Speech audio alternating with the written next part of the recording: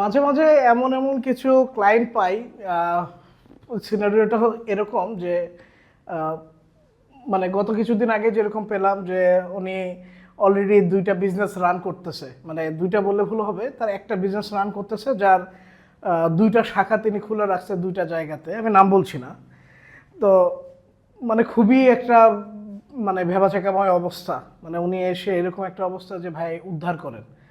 তো ভাই টেকনোলজির কাছে এমন কিছু নাই যেটা দিয়ে আপনাকে উদ্ধার করতে পারে ইনস্ট্যান্ট।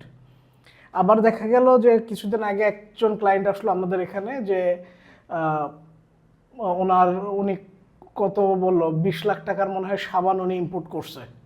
তো ইম্পোর্ট করে কারো একজনের প্ররোচনায় পড়েই উনি করছে, মনে করছে যে সাবান এটা ভালো জিনিস, কম টাকায় পাইছে, নিয়ে আসছে দেশের বাইরে থেকে।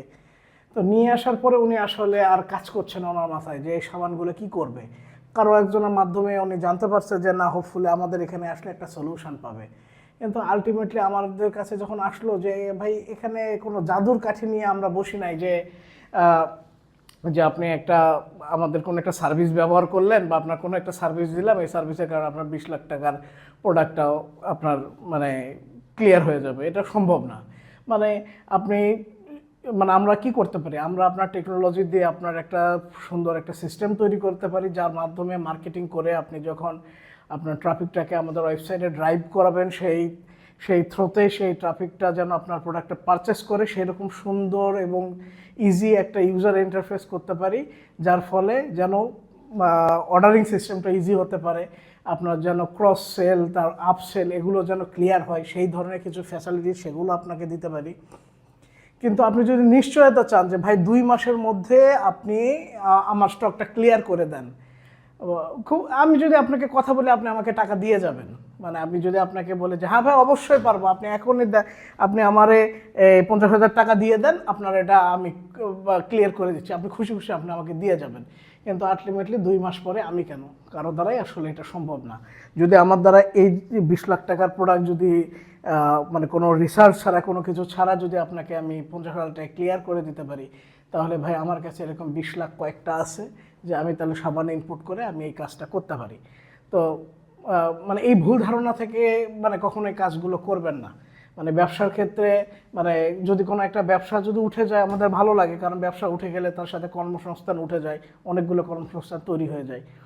কিন্তু কারো প্ররোচনায় পড়ে জাস্ট হচ্ছে আপনি প্রোডাক্ট ইনপুট করতেছেন, ইনপুট করে স্টক করতেছেন, তারপর আপনি চিন্তা করতেছেন কেমনে বেচবো। ভাই আগে বেচাটা আপনার ক্লিয়ার করতে হবে। মানে টেকনোলজি আপনার সিস্টেমটাকে সহজ করতেছে, আপনাকে নতুন কিছু ইনপুট করতেছেন, এটা আপনার মাথায় ধরে রাখতে হবে।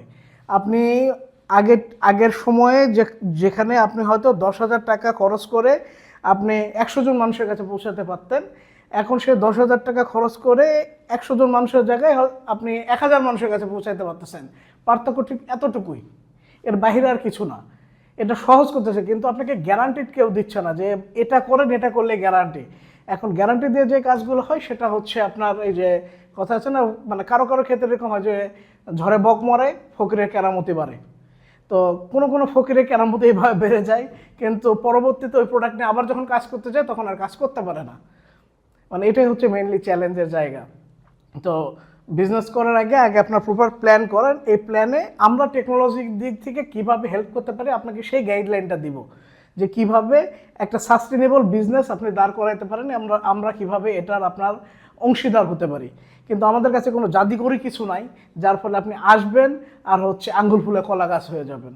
সো এই ধরনের মানে চিন্তা যদি কারো থেকে থাকে, চিন্তা মানে আবার রিথিঙ্ক করতে বলবো, তাহলে আপনি পরবর্তীতে কাজটা করার পরে মাথা চাপড়াবেন না। ধন্যবাদ।